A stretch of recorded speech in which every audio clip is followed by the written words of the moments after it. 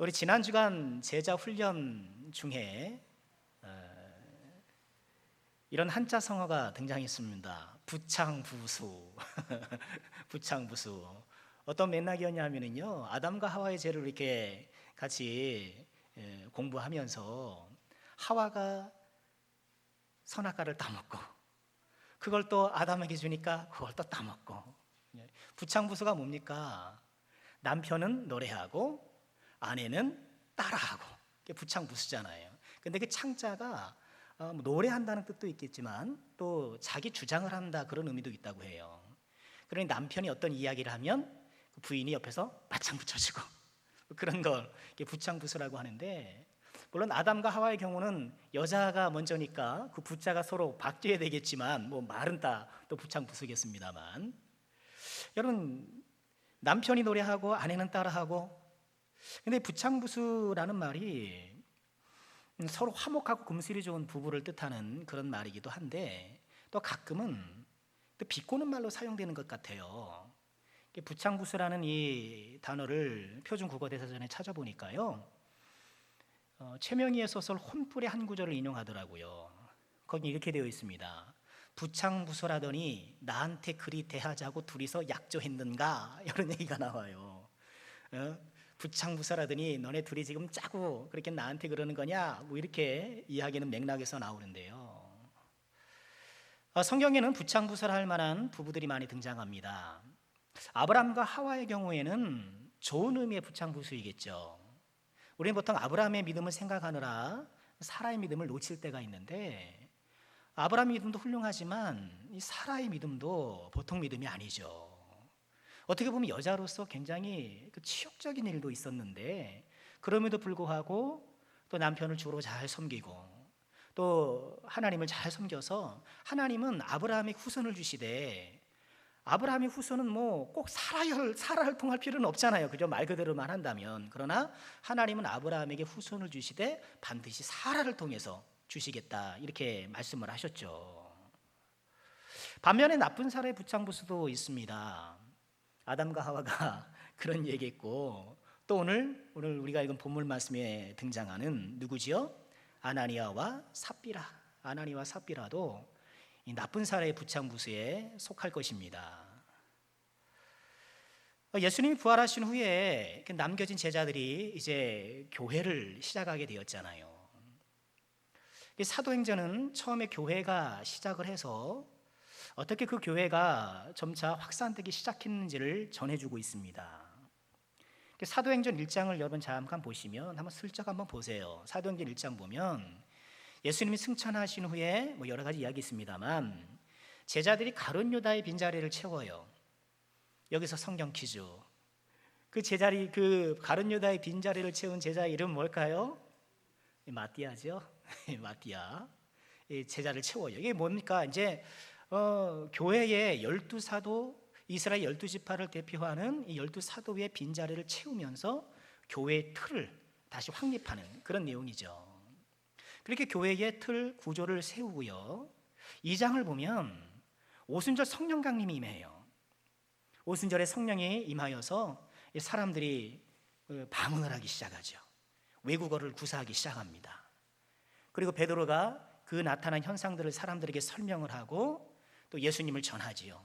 그리고 그 설교를 통해서 3,000명이나 회개를 하고 예수를 믿게 된 또 이런 역사를 기록하고 있는 것이죠. 성도들은 날마다 마음을 같이하여 성전에 모이기를 힘쓰고 집에서 떡을 떼기도 하고, 이런 말씀 들어보셨죠? 이렇게 교회가 아주 활발하게 시작을 하고 있는 것을 보게 됩니다. 또 3장을 보면 베드로와 요한이 성전 미문에 앉은 안진뱅이를 고쳐주는 일이 나와요. 그죠?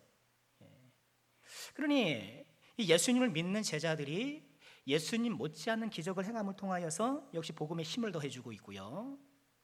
또 4장을 보면 이렇게 안진뱅이를 낫게 해주고 이런 기적을 행하니까, 그러면서 예수를 전하니까 또 제사장들과 이 사두개인들이 그렇게 못하도록 이 제자들을 또 이제 협박하고 위협하는 그런 장면이 등장해요. 그럼에도 불구하고 사도들은 또 힘을 내서 그런 박해와 위협에도 불구하고 예수님을 전하는 일에 힘을 냈던 거죠. 그러니까 사도행전을 시작하면서 1장, 2장, 3장, 4장 이런 내용들을 보면 성령의 능력이 있고 위협에도 굴하지 않는 교회의 모습, 한마디로 승승장구하는 그런 교회 모습이 나타나고 있는 거예요. 그런데 오늘 본문 5장에 이르러서 이렇게 승승장구하고 있던 교회가 위기에 처하는 것을 보게 돼요. 이런 그 위기는 어디서 왔습니까? 교회 바깥에서 온 것이 아니고요, 교회 내부에서 나타난 위기고요, 성도들의 마음속에서 일어나기 시작한 그런 위기예요. 그 위기를 이름하여 외식이라고 합니다. 또는 위선이라고 하고요. 이렇게 교회가 힘차게 시작하고 있는데 교회의 첫 번째 위기, 뭐라고요? 교회 내부의 위기, 성도들의 마음속의 위기, 외식과 위선의 위기, 그런 위기가 닥쳤다는 거예요. 자, 어떤 배경에서 그랬을까요? 이렇게 교회가 왕성하게 일어나면서 예수를 믿는 사람들이 이제 교회로 다 모여들면서 이 초대교회 안에는 아름다운 운동을 해요. 어떤 운동이냐 하면 성도들이 한 마음과 한 뜻으로 서로의 물건을 통용하는 거예요. 그러니 이것이 내 것이다 네 것이다 그러지 않고, 여러분 우리도 그러잖아요. 옛날에 우리 친한 이웃들하고는 홈에도 같이 쓰고 낫도 같이 쓰고 그러는 것 아닙니까? 내가 갖다 쓰고 내가 갖다 썼어 이렇게 얘기할 수 있고 그러는 거잖아요.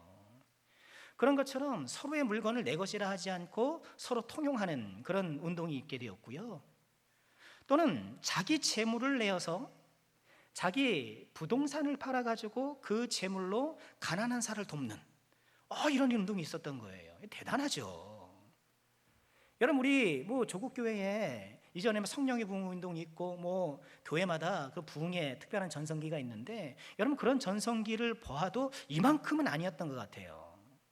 여러분 내 자신 내 재산 팔아가지고 막 이렇게 가난한 사람들 나눠주고 그런 일들이 정말 보기 힘든 일이잖아요. 그 결과 초대교회가 어떠한 행복을 누렸는가? 우리 4장 34절 한번 보시겠습니다. 앞서 보시면 4장 34절, 우리 35절까지 우리 한 목소리 읽어볼까요?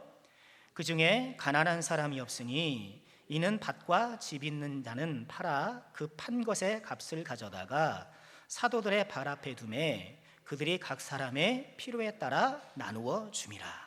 아멘. 그러니까 이 시대에, 성경 시대에 참 가난한 사람들이 많았거든요. 그러니까 전 국가의 재화를 소수 3%, 5%에 해당하는 사람들이 다 차지하고 있으니까 대부분의 사람들은 가난했어요. 먹고 살기 힘들었단 말이죠.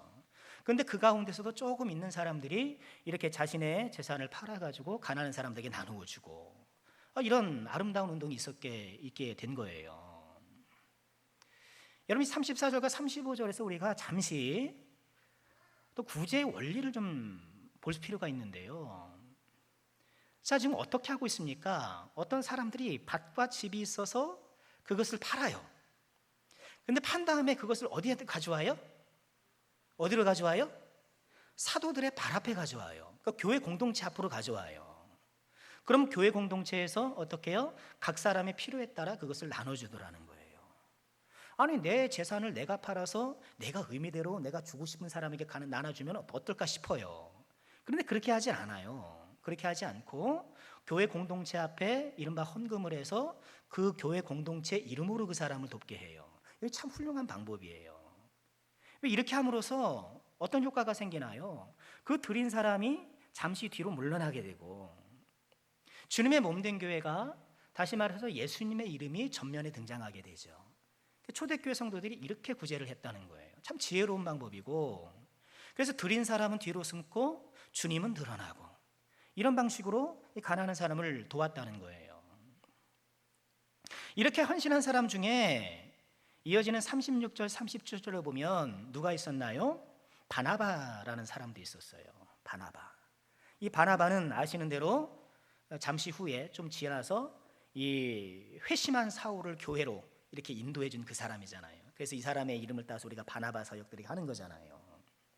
자, 이렇게 자기 재산을 팔아서 가난한 사람을 돕고, 근데 이렇게 내 사유재산을 팔아서 가난한 사람을 돕게 되면, 여러분 사실 내가 뒤로 물러난다고 하지만 이런 헌신이 또 아름답고 고귀하기 때문에 사람들은 또 회자되기 마련이고, 또 그 가운데 사람들이 서로 칭찬하지 않겠습니까? 물론 오른손이 하는 걸 왼손이 모르게도 하지만 또 그런 미담들이 또 이렇게 뒤로 이렇게 알려지기도 하는 거예요. 그러니까 바나바가 하나님께 드렸다는 이야기도 우리가 전에 듣는 거잖아요. 그러니 이렇게 특별히 헌신을 하면서 자기 사유재산을 팔아서 가난한 사람을 돕는 이런 사례들이 사람들에게 회자되면서 그 사람들이 칭송을 받는, 또 칭찬을 듣는 이런 상황이 생긴 거예요. 이런 분위기 속에서 오늘의 주인공 아나니아 삽비라가 이 부부가 등장하는 거예요. 이 부부도 어땠나요? 이 부부도 자기 밭을 팔기로 해요. 그런데 판값의 일부를 본인이 갖고 나머지를 하나님께 드려요. 교회 공동체 안에 가져와요. 근데 이 자체는 문제가 될 게 아니에요. 그런데 이 전체 맥락에서 문제가 되는 건 뭐냐 하면은요, 이렇게 판값의 일부를 본인이 갖고 따로 챙겨놨음에도 불구하고 땅을 다 팔아서 드린 것처럼 얘기했단 말이에요. 이게 문제예요, 이게. 여러분, 오늘 말씀 읽으면서 오해하면 안 돼요. 아니, 뭐 절반까지 그냥 막 뺐네. 그냥 언급했는데 땅값 있냐 없냐고 막 그냥 취조해가지고 막 뺐네. 그게 아니고요. 절반은, 일부는 본인이 따로 챙겼음에도 불구하고 사람들 앞에서는 마치 그것을 다 드린 것처럼, 내 전부를 다 헌신한 것처럼, 나의 헌신이 이렇게 큰 것처럼 그렇게 자랑했더라는 거예요.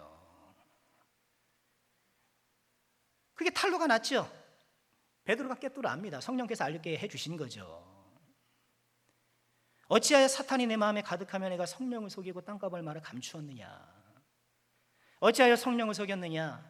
성령을 속였냐. 사람을 속인 것이 아니라 하나님을 속였다.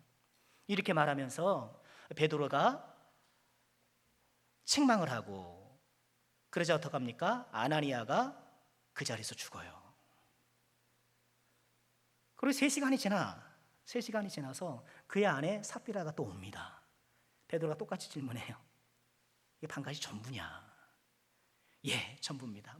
내용을 모르니까 남편하고 같이 입을 맞춘 대로 그렇게 얘기를 하는 거죠. 그랬더니 삽비라 역시 죽고 말았다는 거예요. 야, 이거 어디 무서워서 교회 다니겠나?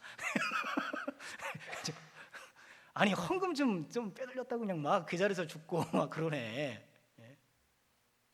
여러분, 이야기를 통해서 우리가 얻어야 될 교훈은 뭔가요?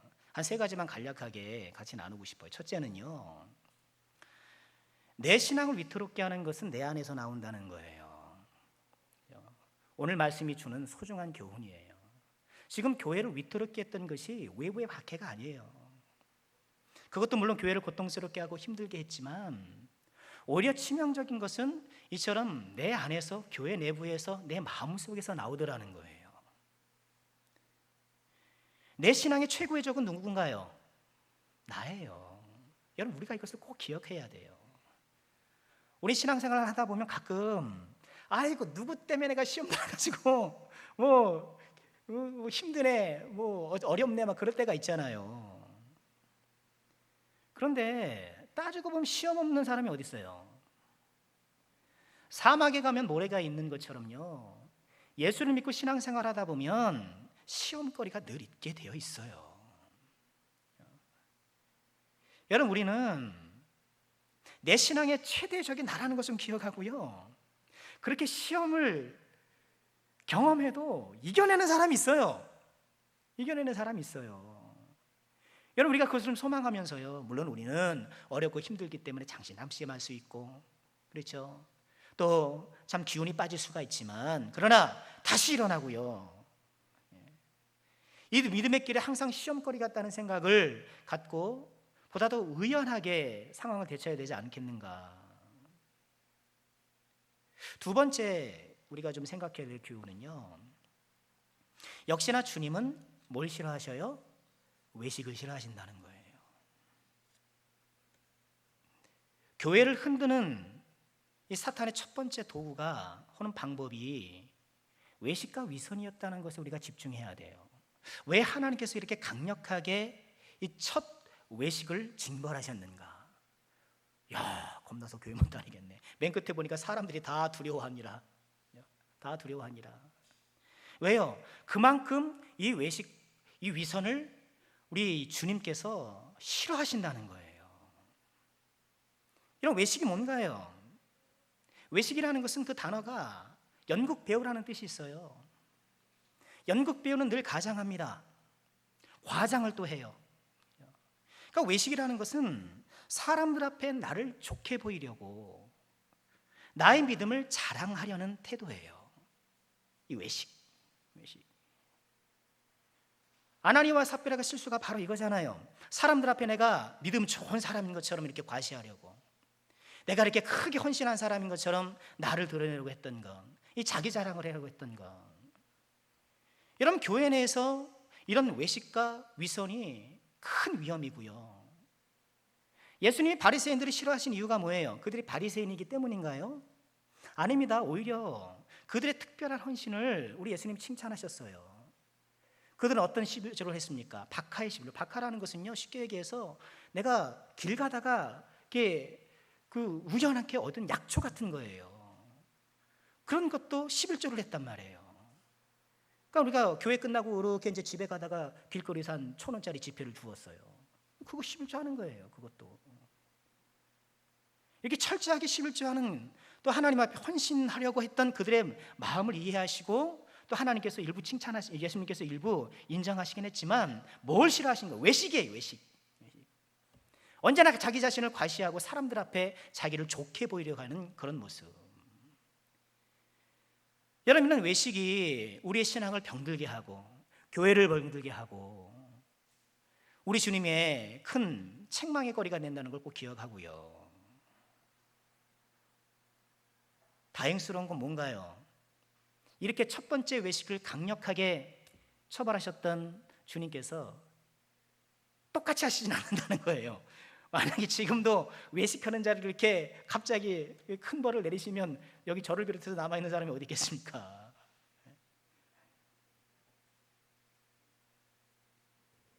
우리 예수님은요,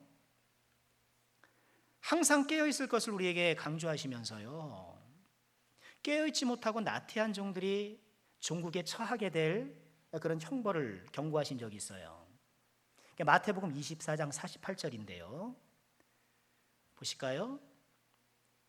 만일 그 악한 종이 마음에 생각하기를 주인이 더디오리라 하여, 주님이 더디오리라고 생각하는 거예요. 이 악한 종이 동료들을 때리고 술친들과 더불어 먹고 마시게 되면 생각지 않은 날 알지 못하는 시각에 그 종의 주인이 이르러 주님이 오셔서 51절 보니 엄히 때리고, 그 다음 뭐예요? 외식하는 자가 받는 벌에 처하리니 거기서 슬피 울며 이를 갈리라. 우리 주님 오시는 날까지 우리가 깨어 그날을 준비하는 성도가 되어야 되잖아요. 그런데 나태하고 태만하여서 깨어 준비하지 않은 그 사람들이 받는 형벌이 어떤 형벌이라는 거예요?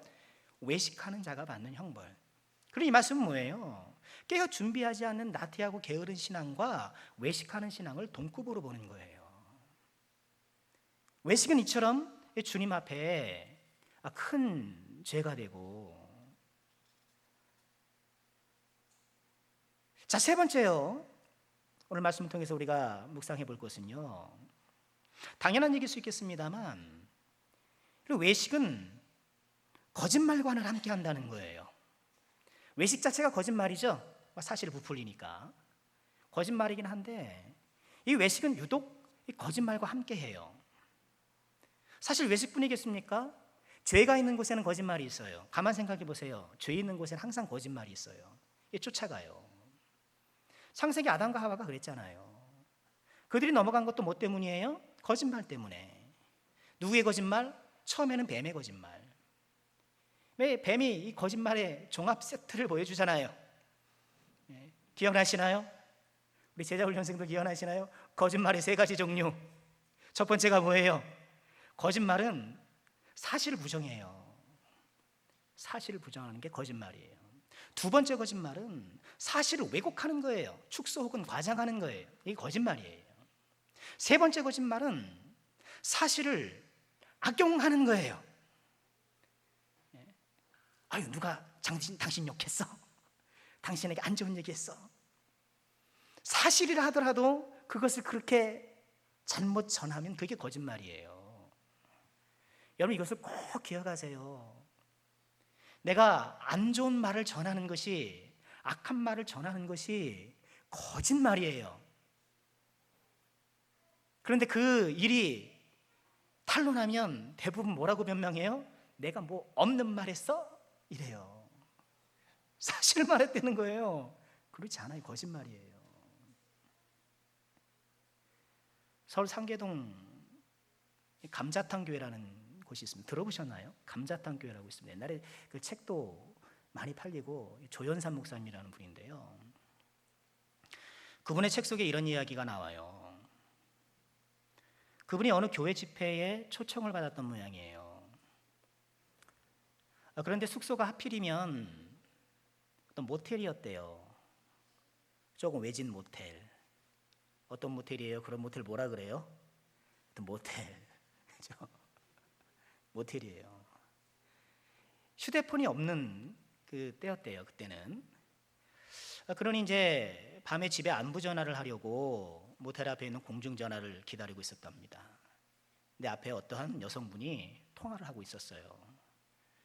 그러니 뭐 우연치 않게 엿듣게 될 수밖에 없잖아요. 근데 앞에 여성이 전화에 대고 그렇게 얘기를 하더랍니다. 여보, 오늘 친구 아버지 장례식이라 좀 늦게 들어갈 것 같아. 그러더라는 거예요. 죄는 거짓말하고 함께 가요. 그러니까 내 삶 속에 거짓의 영향력을 약화시키고 또 오늘의 주제인 이 외식의 힘을 누그러뜨리려면 뭘 해야 될까요? 거짓말을 하지 말아야 돼요. 거짓말하지 말아야 돼요. 우리가 진실한 사람이 되어야 돼요. 모든 죄는 거짓과 함께 갑니다. 거짓말과 함께 가요. 모든 죄가 그래요. 모든 죄가. 그러니 내가 죄에서 좀 더 거룩한 사람이 되기 위해서는요, 어떤 걸 안 하는 것도 중요하고, 그렇죠? 뭐 절제하는 거죠. 이것도 필요하겠습니다만 잊지 말아야 될 것 가운데 하나가 거짓말을 하지 않는 것, 진실한 사람이 되는 것. 여러분, 이것이 중요하다는 거예요. 내가 점차 진실한 사람이 되어야 될 때 내 안에서 거짓이 또한 죄악이 점점 영향력을 잃어가게 되고요. 내가 진실한 사람이 되고자 할 때에 그때 내가 더 거룩한 사람이 되어가는 거예요. 진실한 사람이 되려고 하면 외식도 점차 힘을 잃게 됩니다. 말씀을 마칠까 해요. 거짓과 위선 때문에 아나니아와 삽비라가 벌을 받았죠. 부창부수라고 했는데 부사부수가 됐어요. 남편이 죽고 아내가 따라가고 부사부수가 됐어요. 여러분, 우리는 어떤 사람이 되어야 될까요? 진실한 사람. 진실한 사람. 진실한 사람이 어떤 사람이에요? 겉과 속이 같은 사람이에요. 겉과 속이 같은 사람. 그 사람이 말하면 그냥 그게 그 말인 거예요. 말에 자꾸 뼈를 심고 자꾸 행간을 생각해야 되고, 여러분, 진실하지 못한 거예요. 내가 이렇게 얘기를 하면 그게 그냥 내 마음이고 내 진심이고, 이 진실함. 우리 안에 진실함이 확장될 때 외식은 점점 힘을 잃게 된다는 것을 꼭 기억하시고요. 우리는 아나니와 삽비라가 하나님께 벌을 받아 멸망한 것처럼 되지 않고 하나님께 칭찬받아 영생 얻는 그런 우리 모두가 되어야겠습니다. 이번 한 주간도 진실한 주의 자녀로 승리하는 우리 모두가 되기를 주의 이름으로 축원합니다.